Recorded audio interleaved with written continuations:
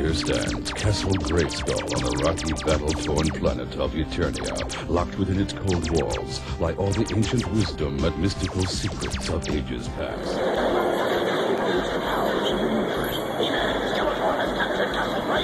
We must stop his evil power.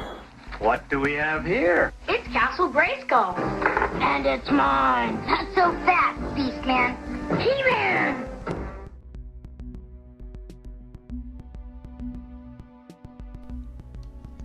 Iconic. That is probably one of the best words used to describe Castle Grayskull, the signature piece of the Masters of the Universe toy line. Castle Grayskull is more than just a simple playset. It is the centerpiece of the story. It holds the power that He-Man is trying to protect, and Skeletor is forever trying to take. Before we look at the actual playset, let's take a look into its development. One of the earliest illustrations that was prepared for pitching the action figure line to Mattel was a piece by Mark Taylor that he dubbed The Dwell of Souls. It was Donald Glut, the writer of the first 4 mini-comics, who would eventually give it the name Castle Grayskull. Notice that even in this early stage, it already prominently featured the striking skull-like visage, which would end up becoming one of the most visually striking aspects of the Masters of the Universe toy line.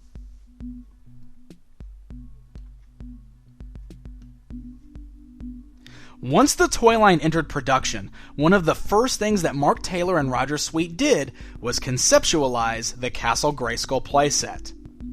The first sculpture was loosely based on Mark's initial drawing, but eventually Mark reworked the sculpt with Ted Mayer into what you see here, which is pretty much the design we have all come to know and love. There are a few differences between this early design and the final release. The shape of the castle went through some minor changes for the final version. There were also originally going to be a few more accessories inside, such as this torture table. And the most notable piece that didn't make it into the finished product is this large playmat that was meant to sit under the castle, covered in artwork by Mark Taylor.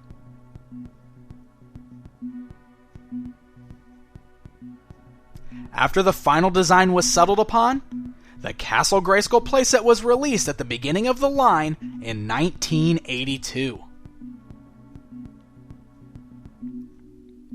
The vintage Masters of the Universe toy line was well known for having some beautiful box art, and one of the most memorable is certainly the Castle Grayskull box painted by the talented Rudy Obrero. This artwork really sets the mood for this playset. It's dark and moody, but at the same time really gives off this feeling that this is one important castle. There are some questionable things happening in this image, however. For instance, why is Skeletor inside? Did he win and obtain the castle for himself? And why is Beastman seemingly aligned with the heroic warriors? Well, the simple answer is that this artwork came out very early in the line, before a solid story had been established for these characters. Not to mention that, unlike most heroic home bases and other toy lines, Castle Grayskull here looks like it could easily be the hideout for the villains. After all, it does seem to share the same face as Skeletor. But of course, that is one of the most visually striking elements of this playset. This isn't your standard good guy headquarters. There is some real mystery in the sculpt and design of this castle, and the playset itself really captured this feeling of awe. The playset was made of a pale green plastic, with some dark black shadowing the frightening skull facade. This castle commands your attention. It really stands out among the rest of your toys. One of the very first features of Castle Grayskull can be found in its opening drawbridge. Early stories of the line explained that only by uniting the two halves of the power sword could access to Castle Grayskull be granted. This, of course, can be seen in the feature of being able to combine the two swords that came with the He-Man and Skeletor action figures. Playing up on this story, the drawbridge on the front of the castle can be opened by inserting the sword into a small slot, then sliding open the lock. Of course, you don't necessarily have to use that combined power sword to do this, as anything inserted into that slot can unlock it. But this was still a really neat way to be able to reenact the story with your action figures. The castle is able to fold open, revealing an interior for your figures to prepare for battle. Several accessories line the insides.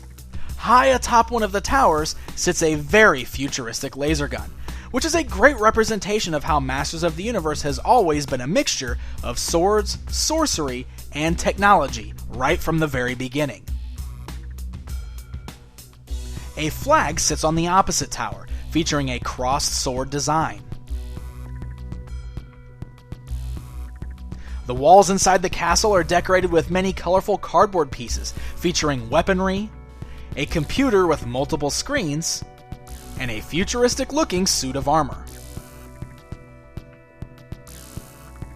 There are 2 levels to the castle, with a lift on the left-hand side that allows your figures to travel between them. To work the lift, there is a small gargoyle piece attached to a string. The string is then attached to the lift, and by pulling it, the lift is able to travel up and down the track that is attached to the wall. Now, if your figures prefer to use a more traditional method to move between floors, there is also a ladder included, which can be placed wherever you wish.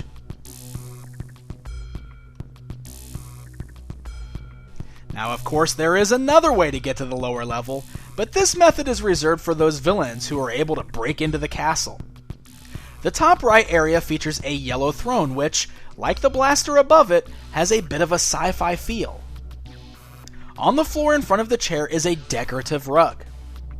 Now, little do the bad guys know, this rug is actually a trap door. While the bad guys are standing on the rug, just rotate the chair to unlock the trap door, sending those evildoers down to the dungeon area. This area features one of the most memorable stickers on the whole playset, where we can see a grate in the floor imprisoning several strange-looking creatures, all reaching through, hoping to break free.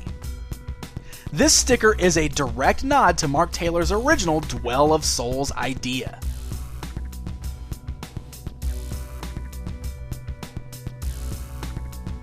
This castle also features this training device, which was another of Mark Taylor's original concepts. If most kids were like me, they probably wondered exactly how this was supposed to be used. Well, Mark's original design explains that the heroes would hit the shield and then dodge the claw. It is actually based on a medieval training device for knights. While the final piece doesn't quite capture all of the elements of Mark's original design, it's a neat little accessory nonetheless. Then finally, we have the weapons rack, which is one of the most famous pieces of the Castle Grayskull playset. This plastic yellow rack came with an assortment of various weapons, such as traditional clubs and swords, as well as this more sci-fi feeling blasters.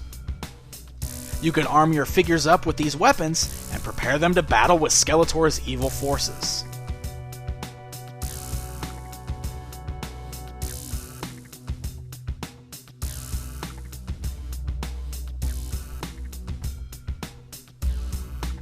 One of the final features of Castle Grayskull is its ability to double as a carry case for your figures.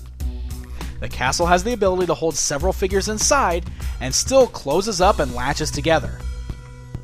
The sculpting on the back is conveniently shaped like a handle, which allows for an easy, lightweight method for kids to carry their toys around the house or play outside with friends. This idea was actually adapted from the Barbie toy line, of course being one of Mattel's other hot properties.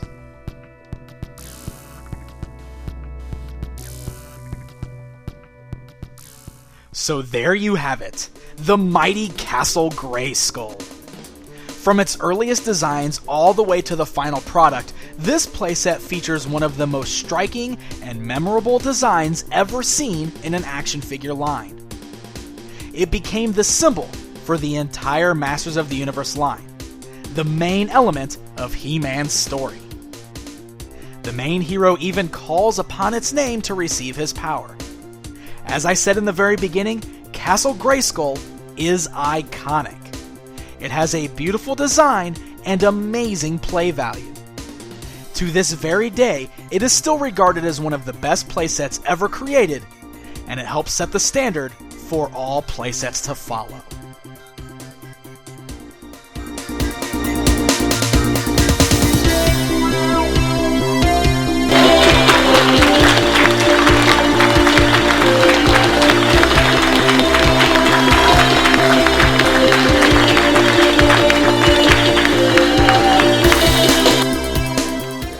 Glad you guys liked that.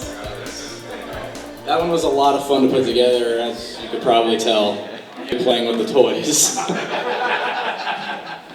But I knew that would be good. I knew you guys would get a kick out of that. But thank you guys very much. I'm very glad you enjoyed it. I think that's probably my favorite episode of that so far. I've been wanting to get the Castle Grayskull playset out for so long and do a video on it, but I knew it had to be something special. And no, I had no idea that Mattel was going to announce the Castle Grayskull this weekend. The timing just happened to be perfect, so that's awesome. But cool, there you go.